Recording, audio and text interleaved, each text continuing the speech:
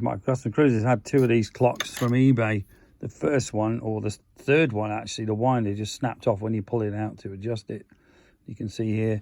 The other one, I actually managed to get the winder out, but now it won't start again. So these are absolute rubbish. There's no name on them, but you can tell from the weight they're not proper, well-made things. But these are the clocks in question, so beware. Don't buy these things. Okay, thank you.